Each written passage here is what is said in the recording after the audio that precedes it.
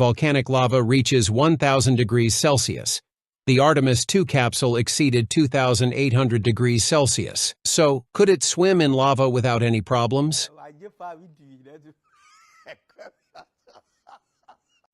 Uh-oh. She's awaiting validation through her earpiece, and it's then she realizes this whole charade has truly gone too far. Perhaps she's recalling the Orion capsule dropped from that plane circling off San Diego at 20,000 feet. Or perhaps she's laughing about it because there was no water vapor. He was talking to us about more than 5,000 degrees during the re-entry into the atmosphere. 5,000 degrees Fahrenheit. And yet, only 1,000 degrees in the water, that's what you get. Maybe she saw that they had forgotten the NASA logo on the module. Or perhaps she's thinking back to Reed Wiseman, who was telling us that it was the very first time we were sending humans to the moon. They dropped at 40,000 kilometers per hour with a 4G slowdown, and Wiseman responds as if he were in his living room.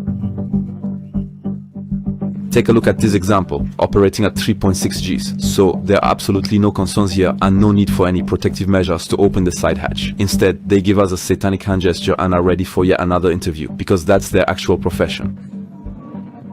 As Sean Duffy himself put it, they come straight from central casting. American astronauts that are on that flight, they're right out of central casting. An agency specializing in casting extras, because astronauts are actors. So either they're very well paid or they're being threatened, but either way, they're making fools of you. Whoa, what the heck is all this? It's full of poop and razors, and what's that brown gas? Get back, it's spreading!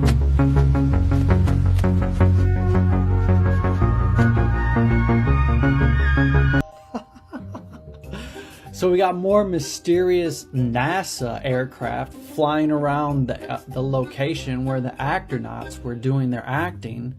A mysterious, rarely seen, highly modified Boeing 737, a flying laboratory that usually flies out of a secret airfield in Nevada, fitted with sensors to measure radar signatures of stealth aircraft in flight, also supported the landing. I mean, what are these mysterious stealth planes doing hanging out around the location from the Artemis mission? So when we saw Tiny Earth, people asked our crew what impressions we had. Good. And honestly, what struck me was just Earth. Wasn't necessarily just Earth, but all the blackness around it. Earth was just this lifeboat hanging undisturbingly in the universe. Undisturbingly in the universe. That's good. That's good. Good. Furthermore, I would like to add. Furthermore, I would. Christina, can you hear me? Yeah. Uh-oh. What you mean? Uh-oh. Christina. So. Christina, can you hear me? I don't think she. Hey, can we get a mic check over here? I don't think she can. Christina. I may have not. Christina, she can't hear me. No. I know I have. No. No, this is the end of the speech. Christina, no, you're missing a whole chunk of the middle. You're not, this is not what you're supposed to be saying right now. Christina, no. And that is. No, would you get central casting on the line? I can't work like this, these people. They're ridiculous. Christina. No, don't clap for that. One of the signs that you may have stepped in crap is that you will smell it. Imagine you step in crap, you don't know it, then you get in your car and you smell something, and you look at the bottom of your shoe. And you're like, I stepped in crap. And it's similar to our interactions with people. You ever talk to somebody and you smell BS? One time a friend of mine owed me $150. And the time came when he said he was gonna pay me back. I asked for the money kindly, and he tells me he got mugged.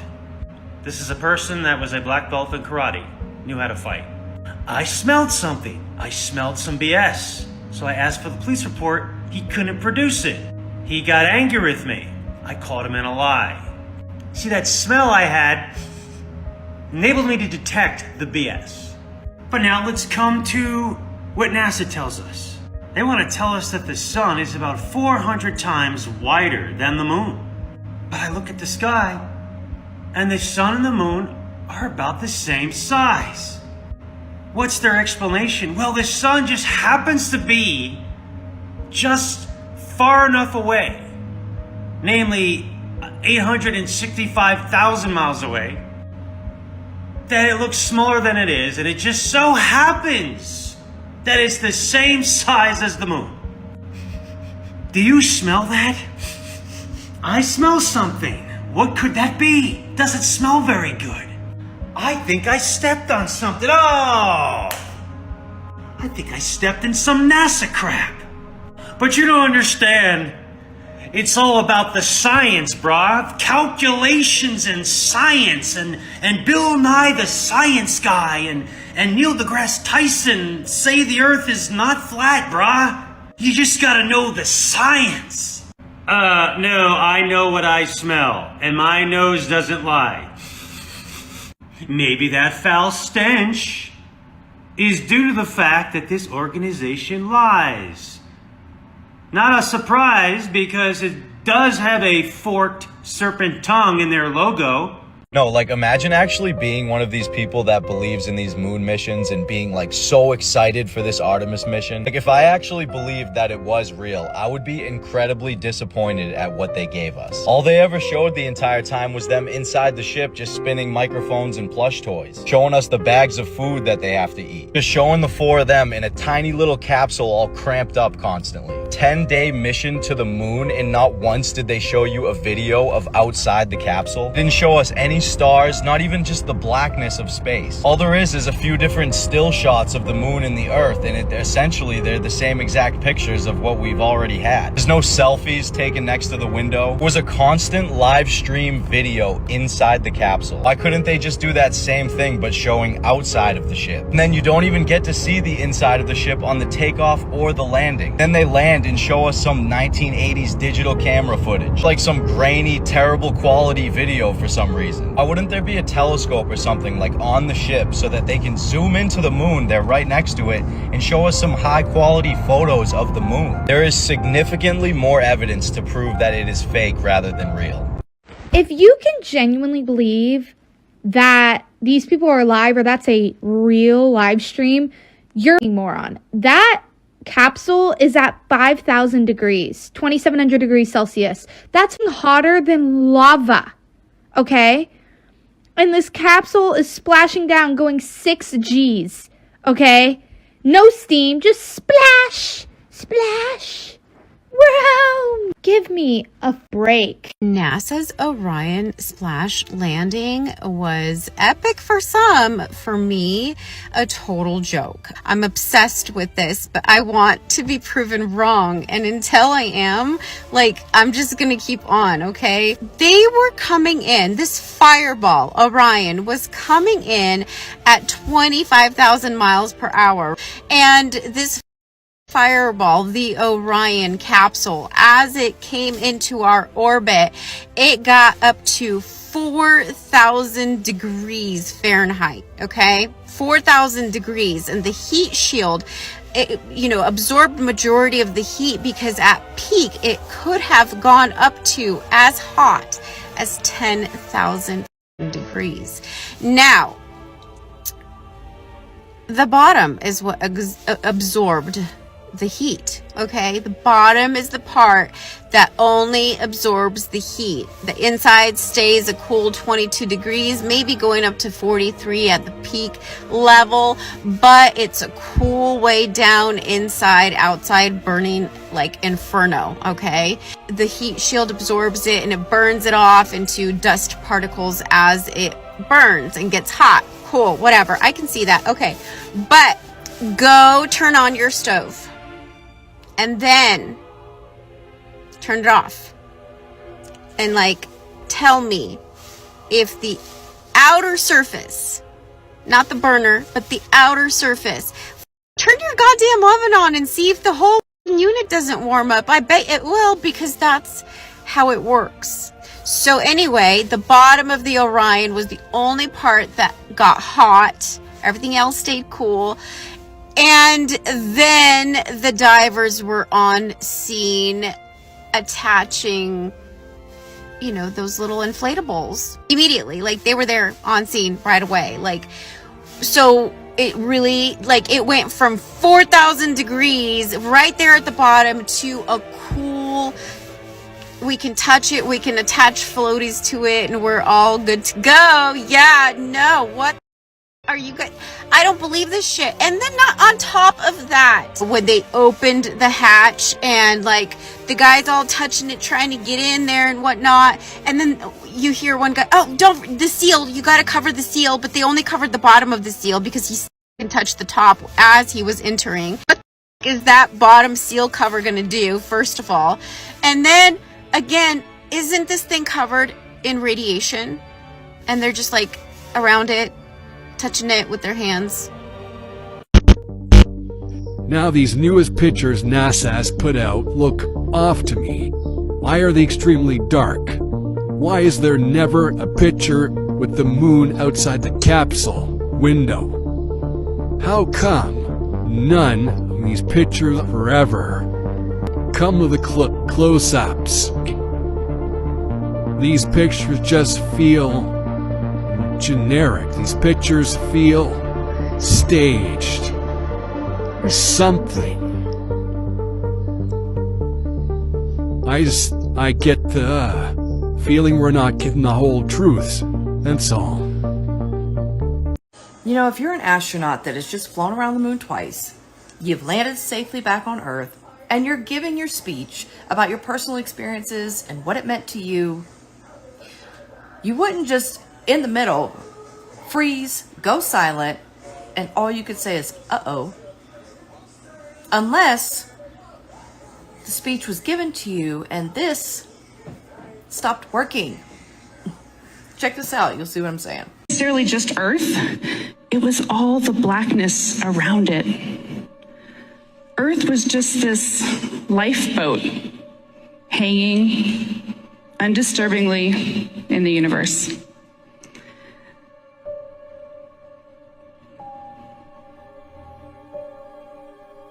Uh-oh. So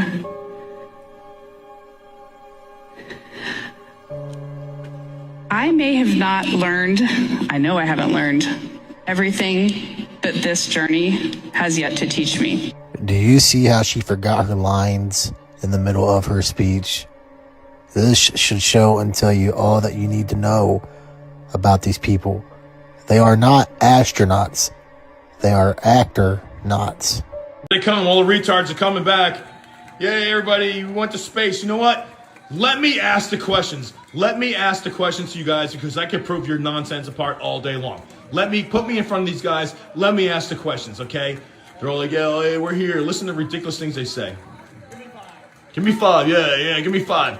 You know? How about I give you 5 right to your face, you fucking lying piece of shit? Yeah, we went to space. Yeah, you know what? Let me ask the questions. Put me in front of you 4 retards. Let me ask the questions. I'll say, you know how fast you go. Oh, how did half the Earth disappear? Did all the Earth, the lights get turned off? Oh, how could you see a star? Because the closest star is 25 trillion miles away. Let me ask the questions. Let me ask the questions. Guys, look at this. This is live stream, NASA. There's 801,000 watching. Started 23 minutes ago. In space on this mission, as integrity is passing over the southwest coast of Australia now. What? At an altitude of some 7,600 nautical miles. That will begin the southwest and northeasterly transit across the Pacific Ocean. They are 1 hour away from landing back to Earth, and they can only give us some CGI picture. I mean, are you serious? Let's just confirm it's 1 hour away. Commander Reed Wiseman reveling in his final hour in space on this mission as integrity is passing over the southwest coast of Australia. This is the best we can do with 1 hour away from Earth in 2026. Are you serious? It was better in the 1960s. I mean, if this don't wake people up, then See, this is why people question the moon. This is why people question NASA, because this is a NASA spending apparently billions of dollars, right? Sending people to the moon for the first time in 50 years. And this is what they show us? CGI, right? Showing us a bunch of people in an office somewhere. This is what we're getting. Bro, where is the live feed of space? Where is the live feed of what's going on? Why are they showing us this? And I don't want to hear that they can't do it, right? Now when you got these like 16, 17-year-olds with a backpack going on Kick, getting on live in remote places of the world, NASA can get it done. NASA, if they really could, would have like I don't know, man, like a GoPro on a stick or something. I mean, I don't know what's going on. It's all misdirection. It's all one big parlor trick. Why does it need to curve? Even if it was a globe, if the Earth was a globe, it wouldn't need to curve like that. It's because it goes far enough out of sight, and then it goes into the ocean, to the Bermuda Triangle.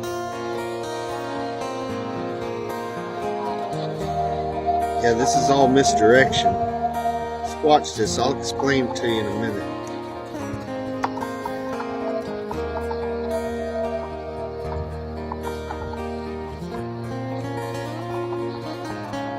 Yeah, it should just go straight up in the air, into space, if there were space, if there were such thing. There you go. There's curving out to go out into the ocean.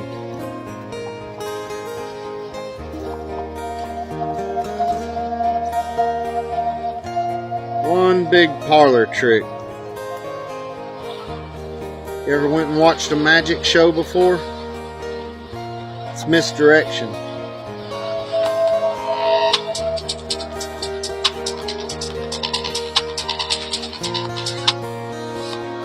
It's just going far enough out of your view, so when it goes in the ocean, you don't see it. That's the truth right there.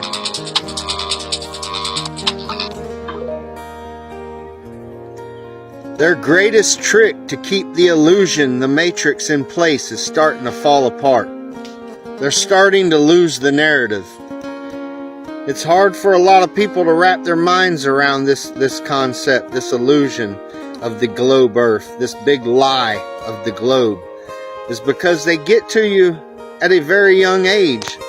That's why they want the education system. That's why they control the education system, the school system. That's why they fabricate your history books and teach you a false pseudoscience of the globe and outer space. And then as you get older, and even some as you're younger, they get you with religion and politics as well. Them are the three pillars of their lie. Science, politics, and religion. Politics is the illusion of choice.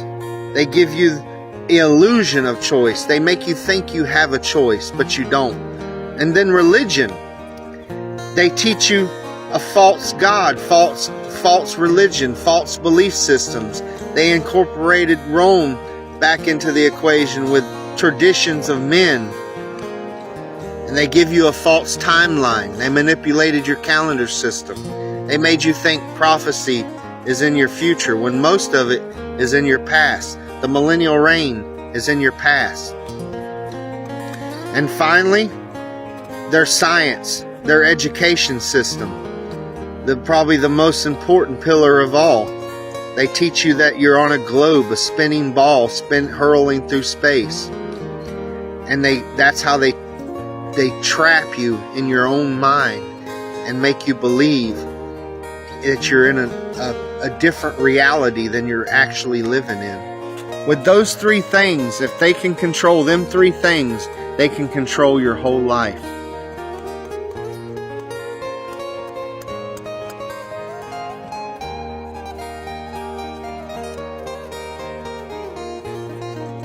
flat Earth map dates back over 1,000 years. This map is credited to being created by a Persian astronomer. His name was Al-Biruni and he lived between 973 AD to 1048 AD. It's the official map of the United Nations and also the United States Geological Survey. It used to be present in many places before the creation of NASA and the Antarctic Treaty in 1959. Here you see it with Admiral Byrd. This map has been restored by Dmitry from Russia with suggestions of mine, Eddie Alenkar. Known by my YouTube channel Flat Earth Banjo, I asked Dmitry to include the Bermuda Triangle and Point Nemo, a place deep in the Pacific where NASA buries rockets. Then Robert Tozzi, a professional mapmaker, came along and enhanced the map even more. There are many people now selling this map online, but if you could order it from my online store, I would greatly appreciate it. Visit my online store now and order one of the items. I humbly thank you.